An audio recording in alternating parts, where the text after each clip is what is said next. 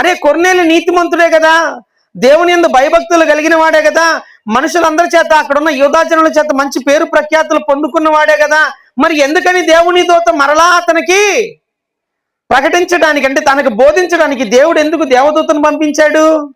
ఎందుకని పేతురు మాటలు వినాలి అని అంటే గమనించండి ప్రియమైన దేవుని బిడ్డలారా, ఈ యొక్క కొర్నేలి ఏమిని భక్తి కలిగి ఉన్నాడు, ఏమని నీతిమంతుడై ఉన్నాడు, ఏ విధము చేత మనుషులందరి చేత మంచివాడిగా అనిపించుకున్నాడు అని అంటే ప్రియులరా, ఆయన పాత నిబంధనకు సంబంధించినటువంటి భక్తి విషయంలో చాలా చక్కగా ఉన్నాడు అనమాట. పాత నిబంధన అంటే ఏంటంటే మన తల్లిదండ్రులు ఉన్నారు కదా, మన తల్లిదండ్రులు నడిచిన మార్గం ఏ మార్గం? మన తల్లిదండ్రులు నడిచిన మార్గం.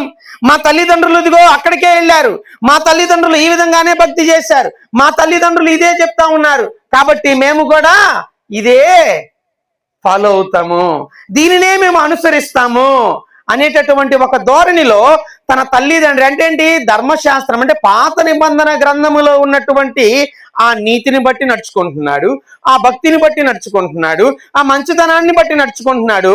అయితే ప్రియమైన దేవుని బిడ్డలారా, ఆ యొక్క కొర్నేలి కలిగినటువంటి ఆ నీతిని బట్టి, ఏ నీతి?